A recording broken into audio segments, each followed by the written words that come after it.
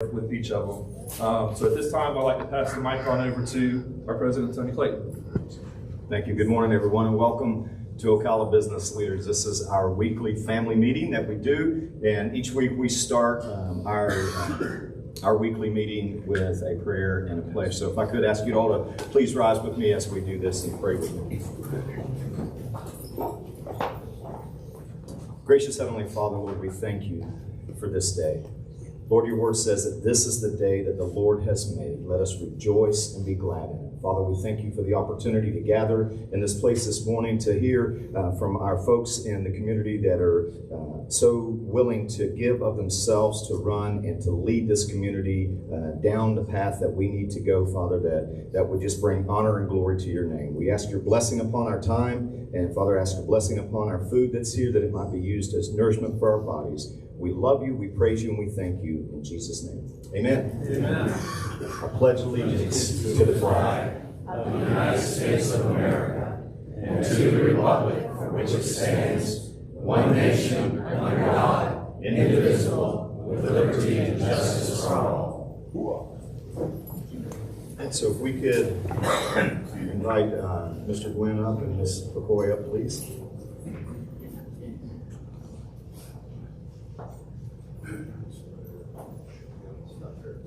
Your mic is on.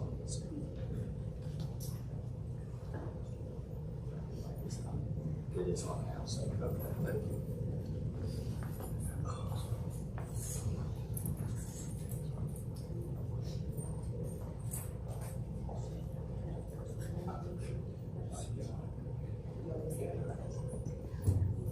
Okay, good morning. Can everyone hear me in the back? Hear me okay? All right. Speak a little louder? Okay, very well.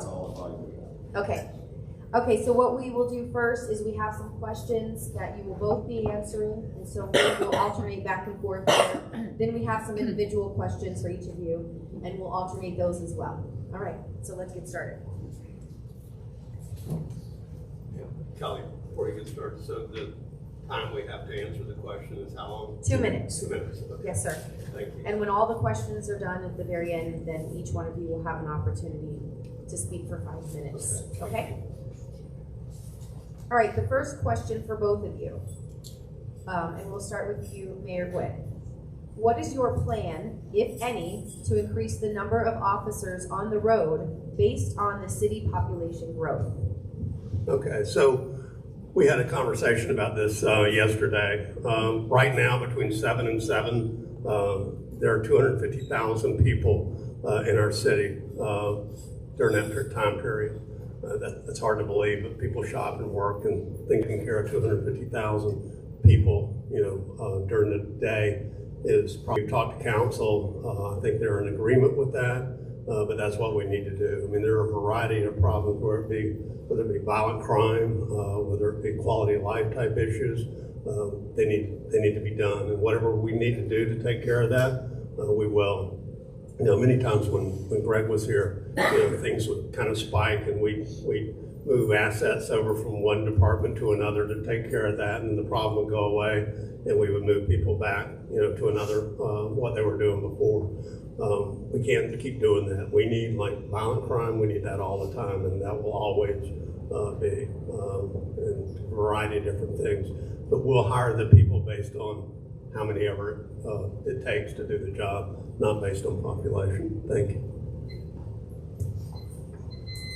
Ms. McCory, and if you need me to repeat the question at any time, please let me know. Thank you. Same question, right? Yes, ma'am.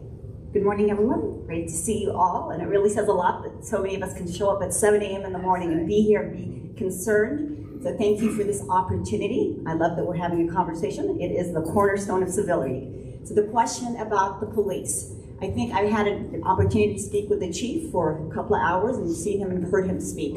So to address a large number, like we just heard, 250,000 people in the city, and when we look at our population and we talk about Ocala, we do speak about 65,000 people.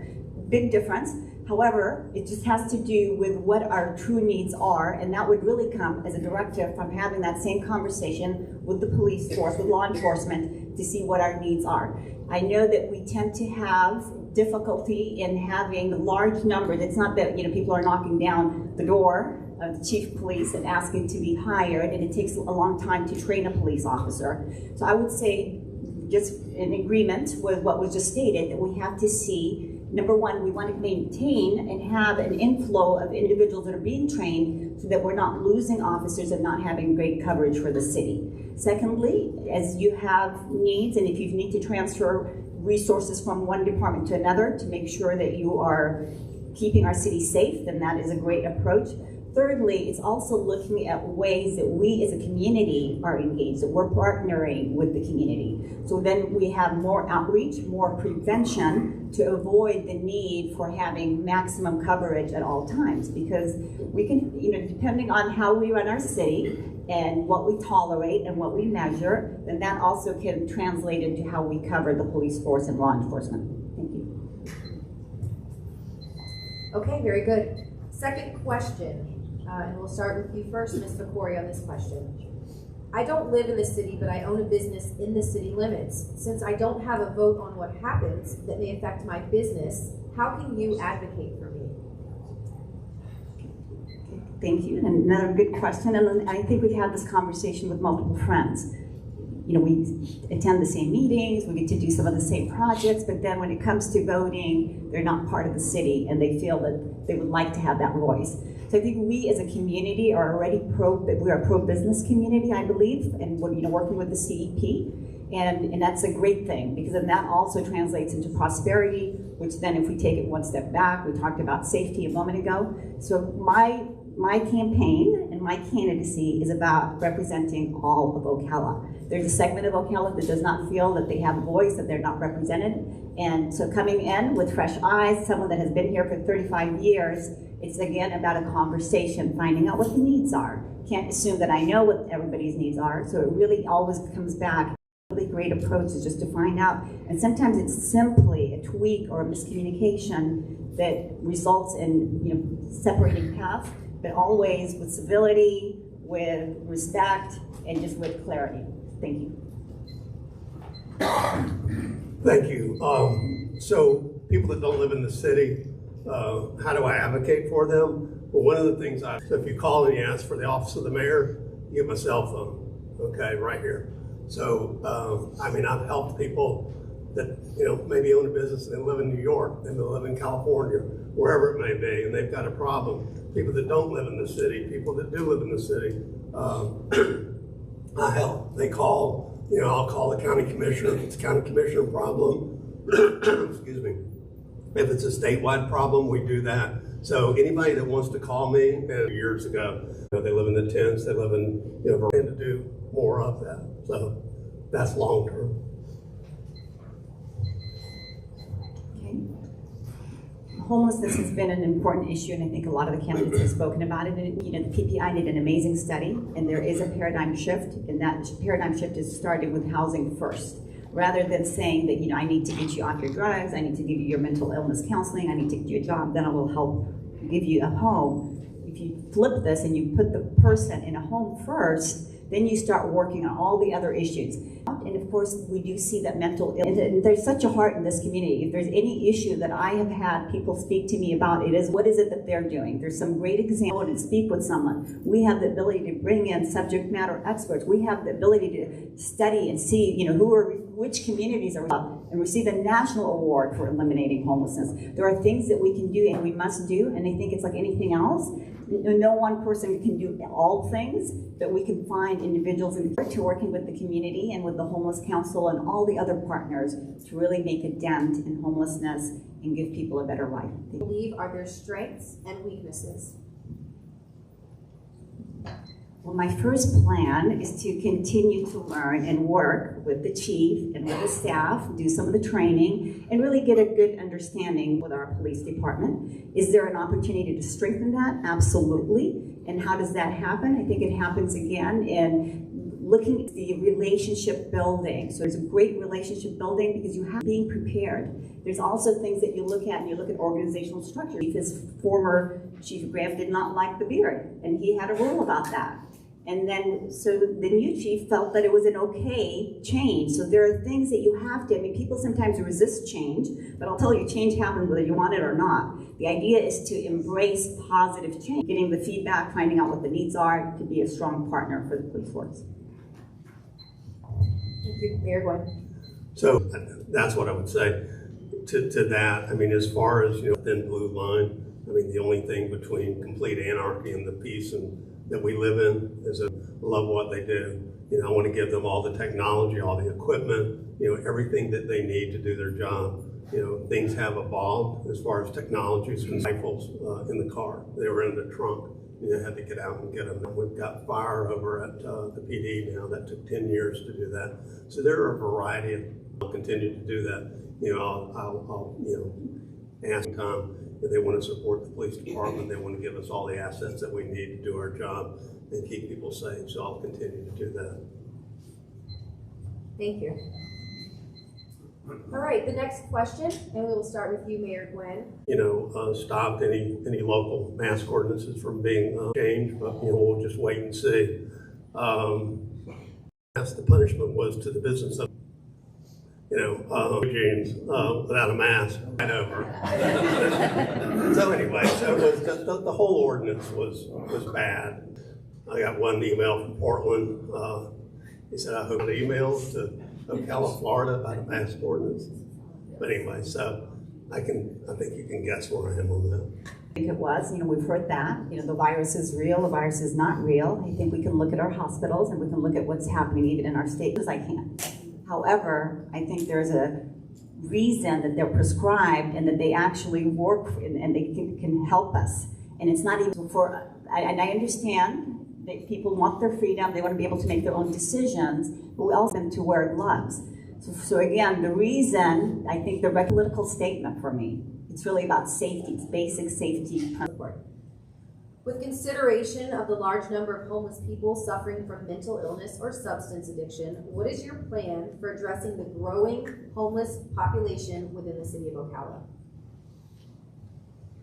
So as we referenced earlier, I've had conversations with some of the pastors, and I think so the interfaith community can play a big role in helping us. Also with mental illness, and even for many years, probably for decades, we've had a shortage when it comes to psychiatrists, psychologists. In mental health, it's interesting. I love the shift that we talk about mental wellness, that people have therapists, people are not ashamed, there's no stigma. It's almost like a must-have now, and I think that's a good thing. You hear athletes speaking about it, so we need to bring that community together. And again, I don't think we always have to rely only on professionals. You have individuals that have the ability to make a difference in the community, so we need to look at that. So whether it's an assessment of what it is that each of these individuals need, what our community, what our numbers are, and how do we start providing help? The group therapy, do we have create a group within the community that addresses that? There's definitely answers, and there's definitely an ability to make an impact. Because now I think if you drive down to where the interfaith is and behind there, and you're looking to the west side of Ocala, you'll see them in the street. There's a lot. And it's something that we can't just continue to allow it just to fester and be on its own. It's coming in and saying, in the office of the mayor, let's give this a top priority. Who can we bring in? Who are our partners? Who are the stakeholders? Who are the professionals? Who are the community leaders that want to be a part of the solution? So it was kind of two-part. One was mental illness and one was substance abuse, right? Okay. So substance abuse, we opened, and Greg Graham kind of led the way on this, the amnesty program. So right now, anybody can walk into the police department, even if they have drugs on them, and say, look, I'm done. I don't want to do this anymore. I want to go in your amnesty program. We will take them to the centers. They've been kind of our go-to partner, and they can go in the amnesty program and go into rehab. Usually they're there for 30, 60, 90 days, usually 90 days. We have had a 60% success rate in that. I've met many of those people. They've thanked us for doing that. I've met mom and dad that my son grew up with, 11:30 at night at the police department, and he went in the amnesty program and was successful as far as I know. So we're doing that now. We developed the opiate heroin task force. That's still going. That was, I think, 3 or 4 years ago. There's a lot of work being done in that. I'm involved in recovery groups, and they're the greatest people. As far as the mental illness, DCF is broken. I've tried to get people in, a variety of different mental institutions, to no avail. That needs a lot of help from the state of Florida. Locally, we've got Beacon Point, they've opened up. There's a lot of mental health counseling going on there, but there needs to be more of it. But it's not the job of the police department to do that. We need to work with all the different partners we have here in Ocala, but there needs to be more done in mental health. There's just no doubt. Thank you. Thank you. All right, next we're going to move into questions that will be asked, and they are exclusive to each one of you. So we'll start with you, Ms. McCory.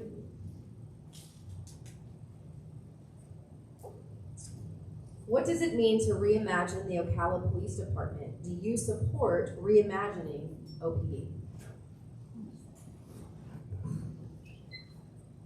So words matter, and I think words have different meanings. I mean, sometimes we use reimagine in a very positive sense, and then other times, people actually attach a meaning to a certain word.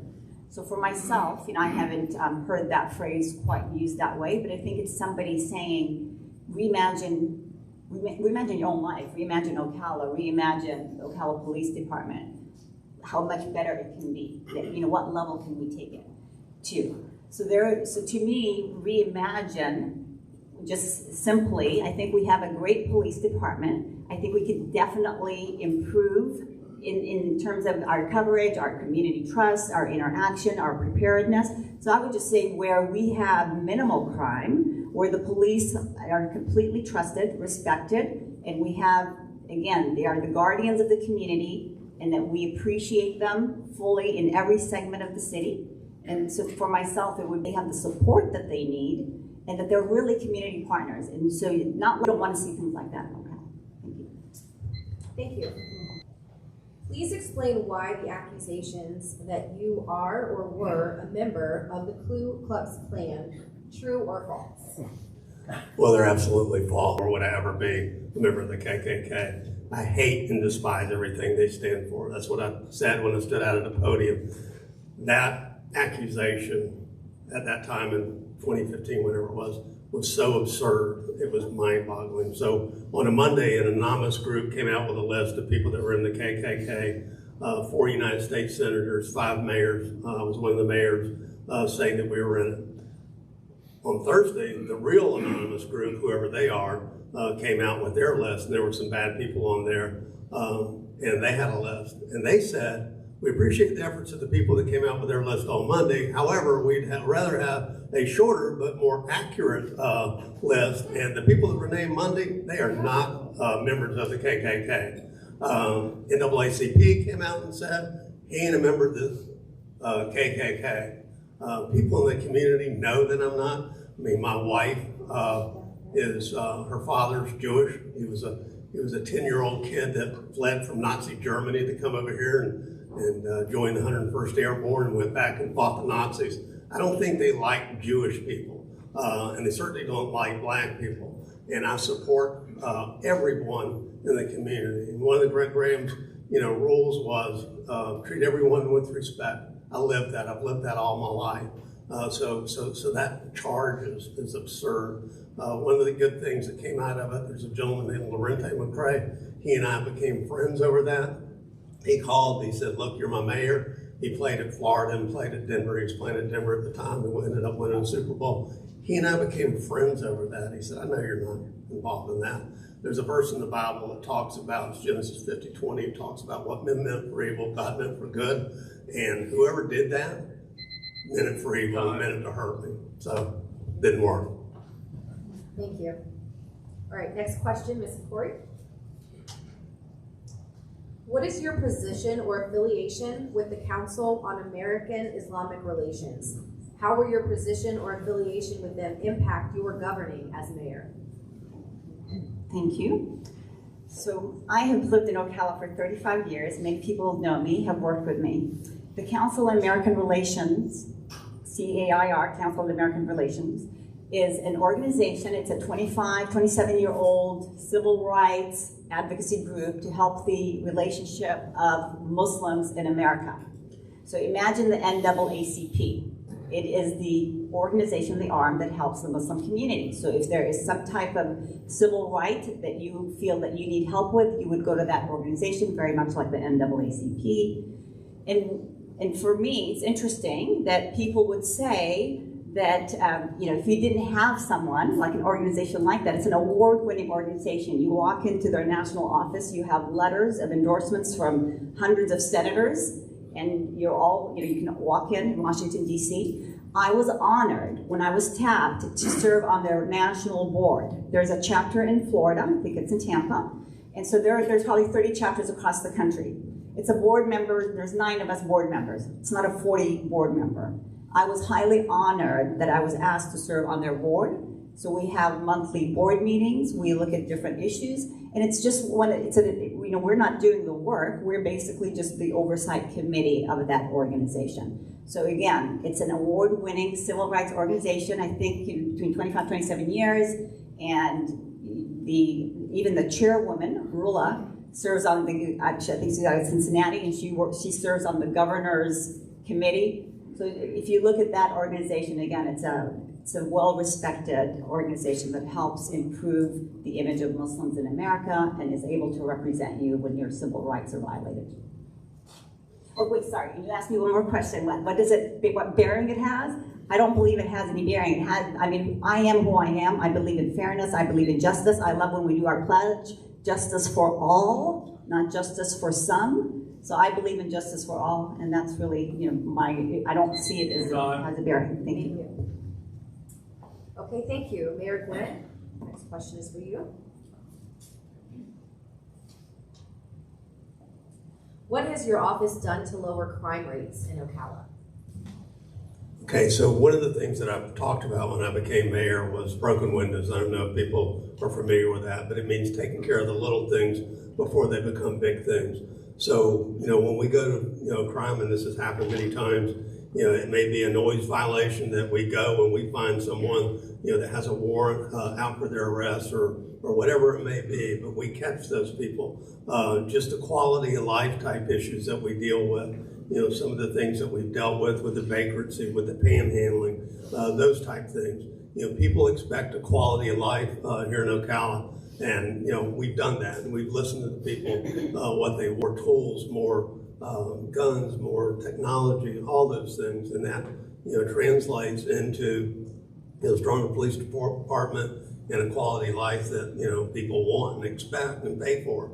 So I would say that would be the answer. Thank you. Thank you.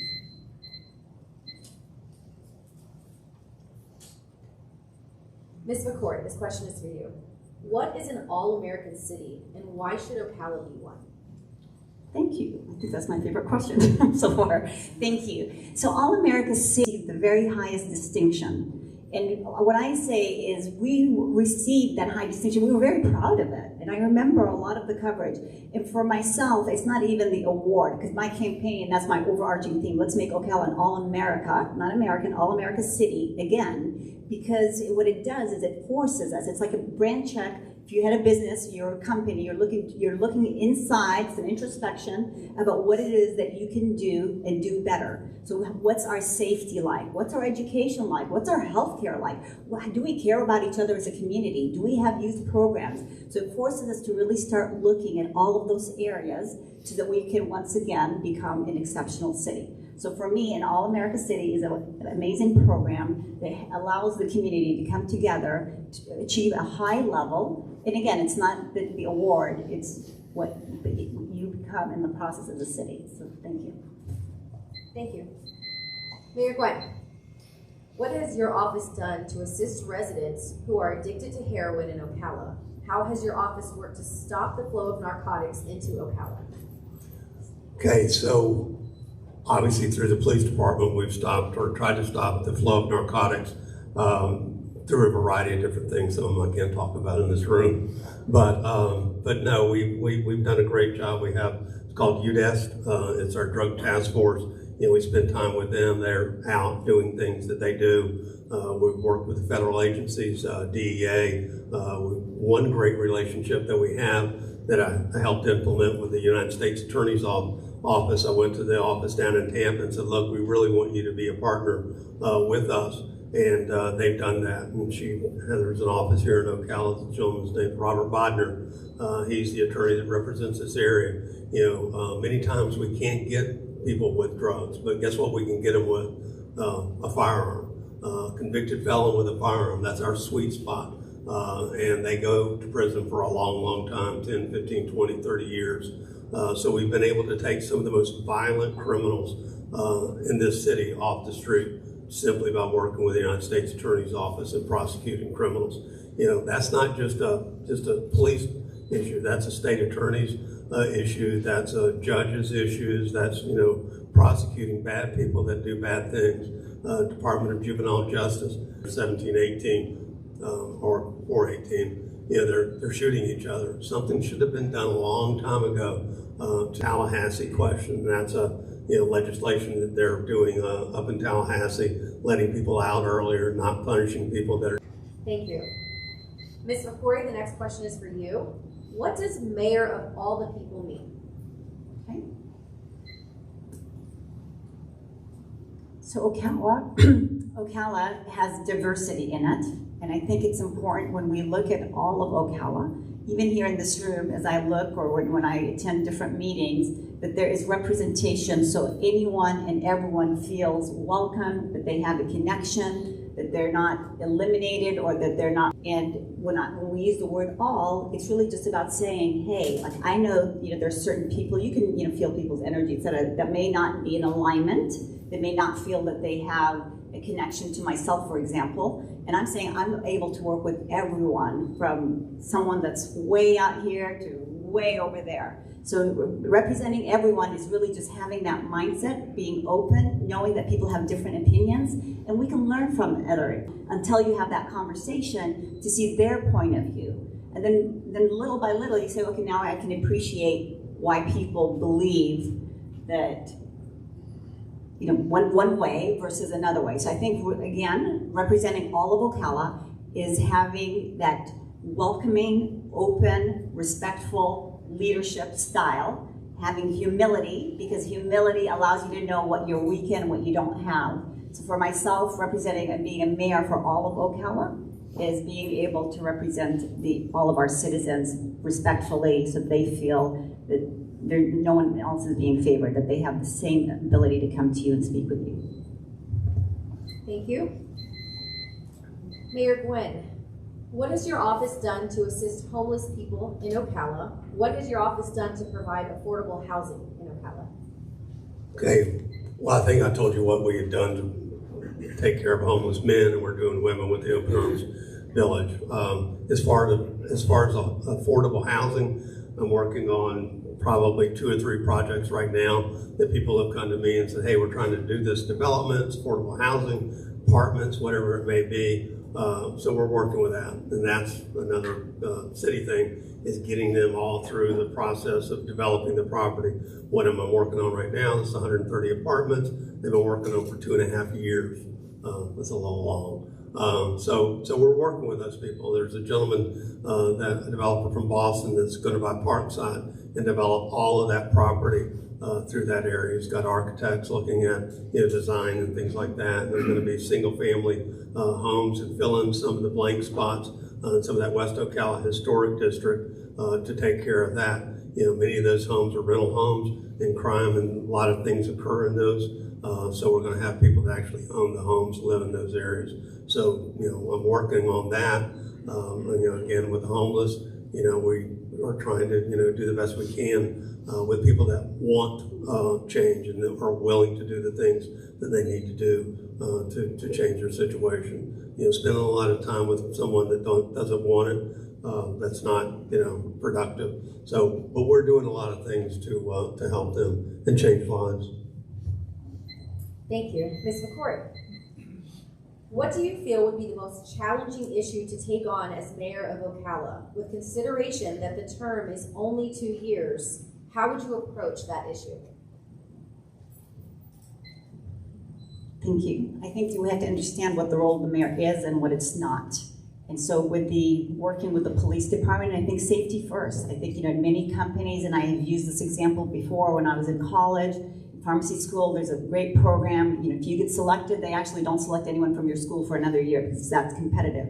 And it was the National Pharmaceutical Council. I got to go to Mayoral, and before I even walked into their building, they handed me my steel-toe boot shoes, and they said, at Mayoral, it's safety first. So I believe, once again, a safe community is a prosperous community. We have to work to make sure that there is a quality of life, that there is safety, because we've heard the different terms around defunding the police, reforming the police, and what we need to say is that we need to appropriately fund our police, work with them, make sure that there's public trust, make sure that we build relationships. So for myself, understanding the significance of my role, other than to champion just that whole quality of life issue and being inclusive, is to work with our police department so that we are a safe community, because every one of us needs to be safe and wants to be safe.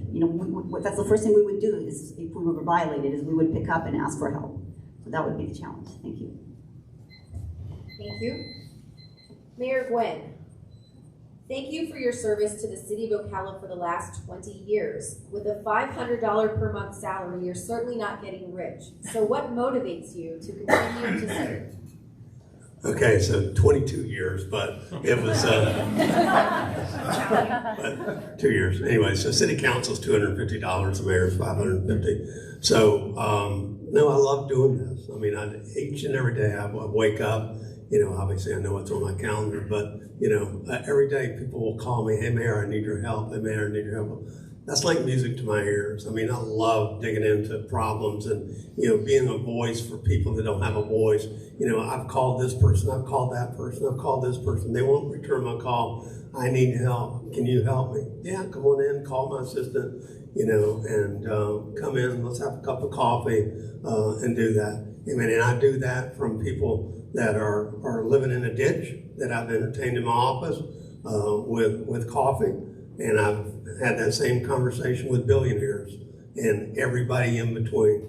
That's why I talked about, that I give people my cell phone, who does that, and I'm accessible. I'm the mayor to all of everyone in this city, the county, the state. Any problem you have, you call me, I'm going to help you. There was a metals issue that we got a state statute passed that we saw a state representative in California. I called her and I said, I see you got the same problem. Let me get our lobbyist and Senator Huckel on the phone. Maybe we can help you solve your problem in California.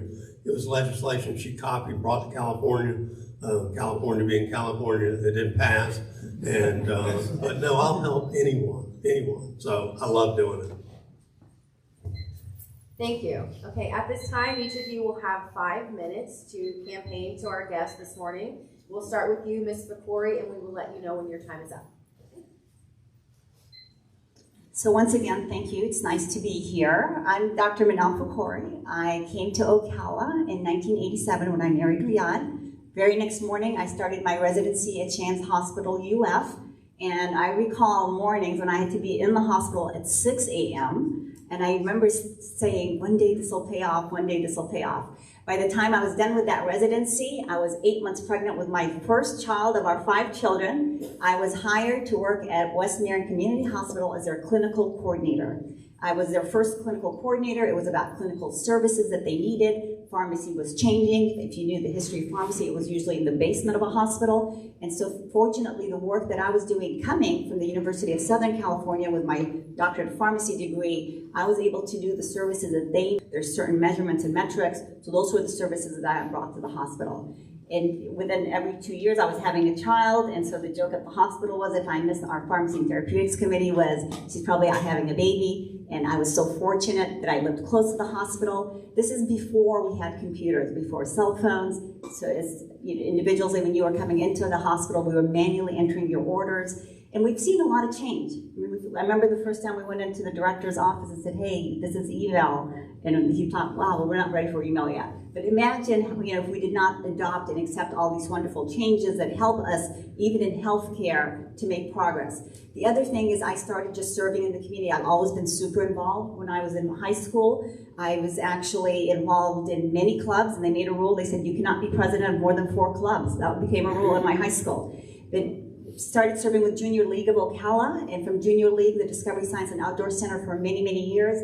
I went ahead and got involved with United Way to chair United Way during that Great Recession. We met our goal. I was involved in the board. That was the year I lost my mom. I missed maybe 5, 6 meetings. And they said to me, do you want to resign? And I said, no, my mom passed away. I'd like to finish. And then from that non-voting member, having missed all those meetings, when that last meeting ended, I got a call from Wayne Carlton, who was the incoming chair, and said, I want to put you on our executive committee. Reason being, when they had their membership drive, they asked for the board members was find us 3 new members, we will meet our goal. I had 3 members after the meeting, 37 by the next meeting, 50 plus before the campaign ended. And I think he just saw my sincerity and service, and that is what they put that assignment or that appointment, so I became chair of the chamber. I've also chaired the YMCA Major Donors Campaign, which we have an amazing Y. I've worked with many, many organizations. Currently this year, I'm chairing the American Heart Association Heart Walk. In 2015, I went in by a letter request from an inmate that was basically begging, saying, listen, you don't have to come in, just be our sponsor, send us 1 manual. I've had an experience at a different institution. We want to start the same Gavel Club here. I went in with 13 other volunteers. It was an amazing experience. And Lisa's here. I just saw Lisa. She's one of our volunteers. And within the first year, we had 13 clubs. And I'll say, if we were a business, Fortune magazine would be knocking on our door for an interview. And really, we were just limited by how many people we had. It was just an amazing program. We had some inmates that transferred to Polk County, so that another letter came. So we started going out to Polk County and helping them as well. So my heart has been, and I think the thing that most people know about me is service. It's also philanthropy. I come from a very philanthropic family. I think many times our children model us. Whether you know it or not, our children are watching us. So I am so blessed, and I have said that many times. I am one of the most blessed women on the planet. And I have an amazing husband who is also has a heart of service. We have 5 amazing kids that are all contributors, all successful. 2 of them are physicians, and others are involved in entrepreneurship. So again, I am here. We built our businesses here. We're here to stay. And I know there's a lot of misinformation, and our campaign is not about misinformation. It's not about fear. This morning, once again, I thought, I really love the signs around the city. Faith over fear. Faith over fear. So, you have to know, and I have to share one more thing. Facebook is amazing. Facebook lets you know when people are using your photos. And they're saying, hey, do you want to tag yourself?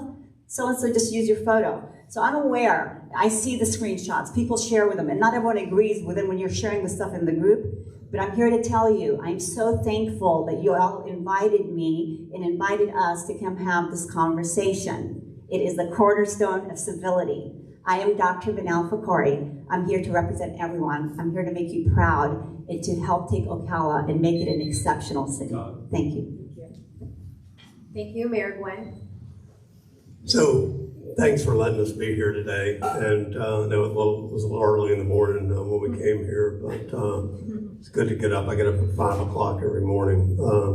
But I'll tell you just real quick about myself, and I'll tell you why I think that I should elect me as mayor. My family came here about 170 years ago. I'm a 5th generation Ocalan. My wife was a school teacher, taught for 30 years. Took off about 13 years to stay at home with our kids, and went back to school when both of them were in Osceola and 8th Street.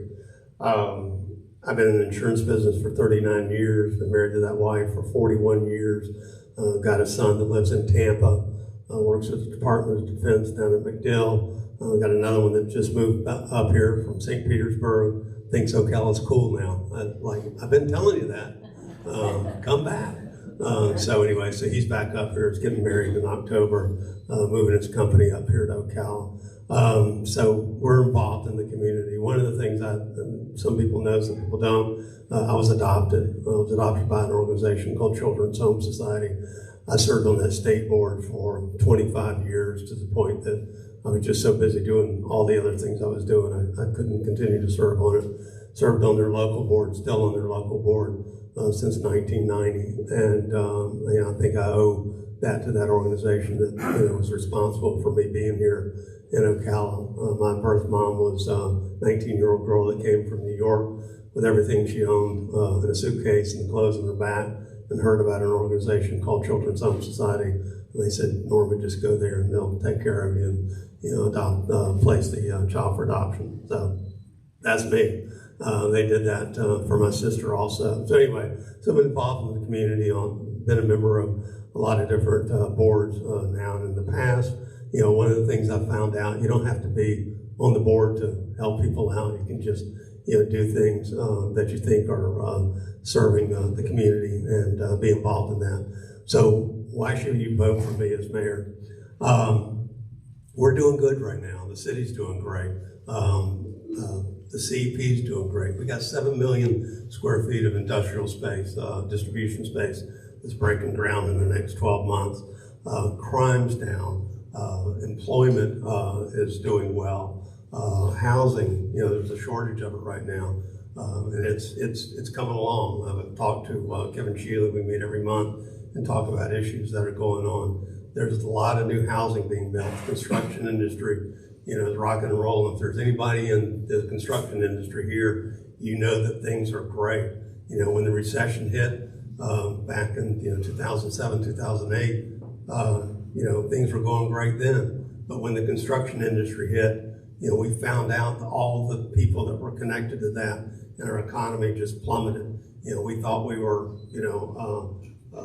doing good as far as the different sectors of the economy that we had. And we were, but, everything was tied to the construction business. So, that's important. As far as like change, I don't think we need to make change right now. Change is fine when change needs to be made, but things are on the right track right now. So I would ask you, to reelect me. One of the reasons that I'm doing this is, Chief Graham and I had this conversation about you need to run another, term, Mayor. I go, I don't know, and then he died, unfortunately. Chief Balkin just stepped out of the room. We got him appointed as chief. I didn't want to leave him hanging, so to speak, with half a year of experience under his belt as chief. So I ran again to support the police department. There's men and women that I love that are doing such a great job. So I really want to protect him, protect the police department, and make sure that that continues to be on the track that it's on now, which is successful. So I would ask you to give me another 2 years to get. Right. Thank you to both of you for being here and answering those questions, and best of luck to both of you on your campaign. Thank you. Thank you.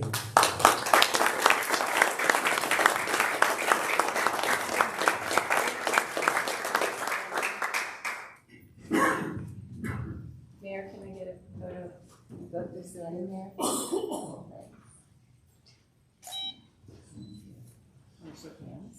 It's going to be a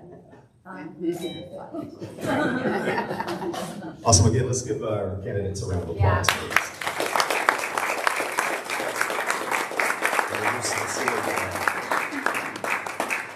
We do sincerely thank both of you for taking out your time this morning. We know it's early. Here at OBL, we love to get up early with the roosters and the chickens. So it's a great time to start our day, get together, network, love on one another, conduct business, share business, and network. And that's the best way to start our day. So I did have a question.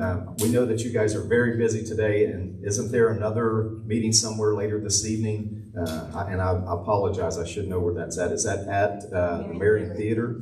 And that's 5 to 7?